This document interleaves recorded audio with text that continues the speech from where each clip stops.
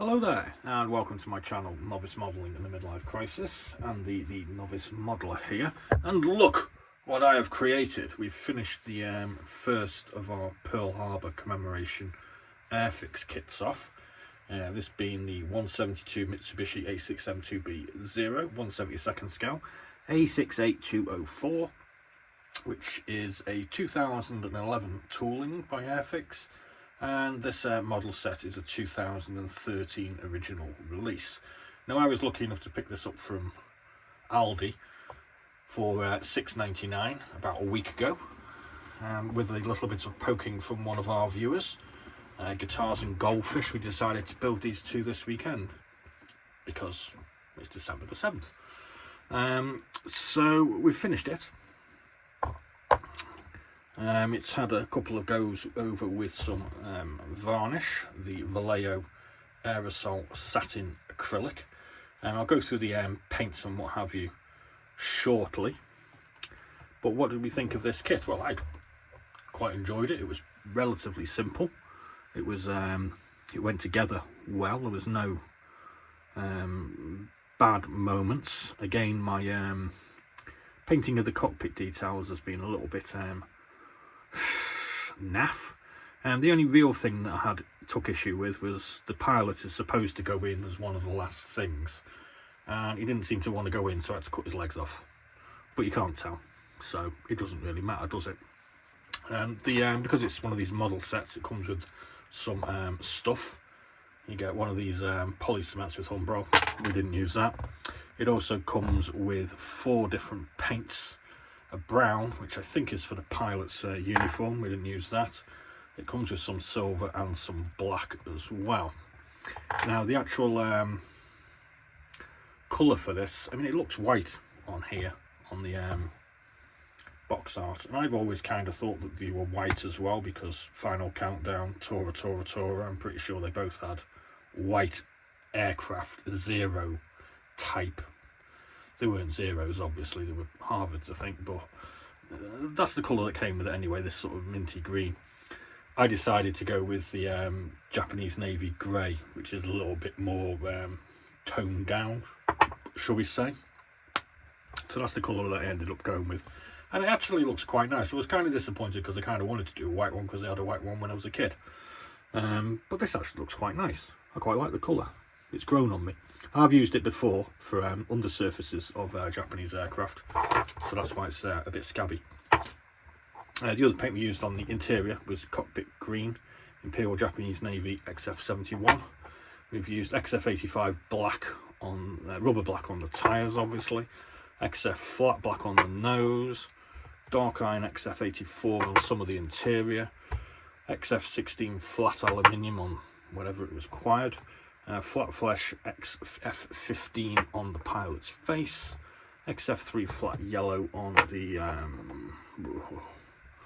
life preserve, khaki drab XF51 on his uniform, and linoleum deck brown XF79 for the leather.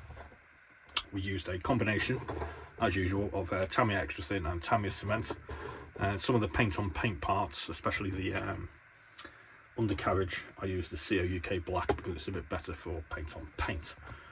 We used the Micro Solid Micro set, which we started using now, and we used a Humbrol Clear Fix to attach our cockpit canopy. Oh, I've got some Japanese snacks. Maybe I should just have one of these. This is this stuff here, whatever that is. Let's just open this up and sample it.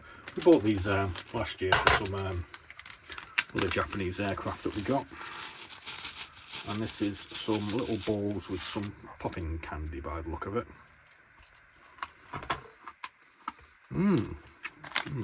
Cola flavoured. Can you hear it? I like that. We'll try something else a bit later. Oh Jesus. The paintbrush that came with it was a Humbrol Zero. We used that. And we used a Vallejo 4/0, I don't know what that means. And we broke out the Gallery Advanced GAD 39 for our airbrush. There was a bit of a Vallejo plastic putty went into it, as it always seems to be the case with me. Jesus.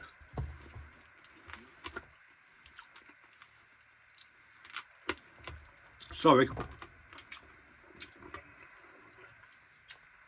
That wasn't a very good one to try. I can't get rid of it. Right. There weren't too many decals that came with this. Just the Red Rising Suns. This stencil, which is a little bit wonky for the wing areas. A red stripe, which doesn't quite go all the way around. That's intentional. And on the bottom, and it's got these little number 2s with a little coloured flash on there. The propeller is painted silver, which is correct, which is kind of unusual because in the past I've done brown propellers because that seemed to be the colour that was generally used by the Japanese Air Force and Army, but not on this occasion. We've also gone through quite about 2 litres of super dry Asahi as well because it's quite nice. So I think it kind of got a pretty good representation of that. It doesn't look too bad. It could have benefited from some panel lines. We are going to try and get onto that. I know I keep on saying it. Shortly to follow, we'll be doing a similar thing for the Curtis 440B WARHAWK, which just needs a little bit of attention. It's a bit tacky at the moment because it's had its final go of the satin varnish. So that will be up as our 5 o'clock Monday morning video.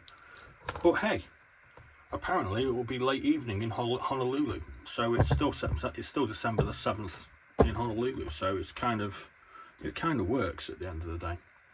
So I believe there's a few other guys building this or the WARHAWK over the weekend. So I've said before, please do send us an email of your endeavours. I do actually intend to try and put them up, maybe, you know, so to show that this channel is not all about me making models. It's supposed to be about other people making models and trying to encourage people of all skills to get involved with this fantastic, interesting hobby.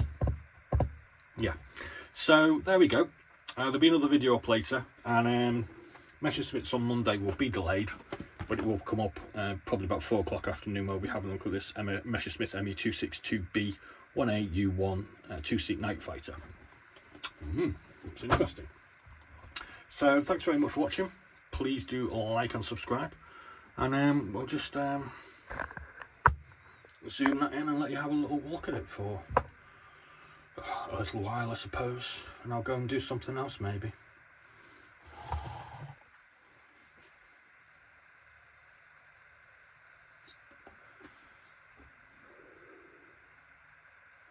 Got some clouds passing, obviously.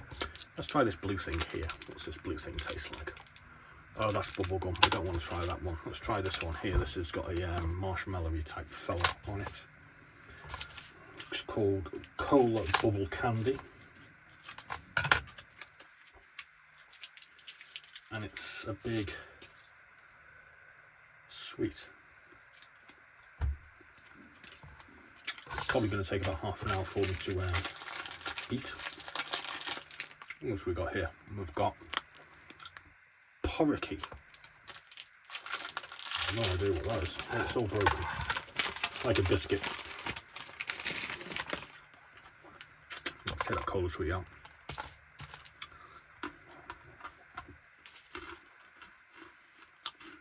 It's a pig flavoured biscuit.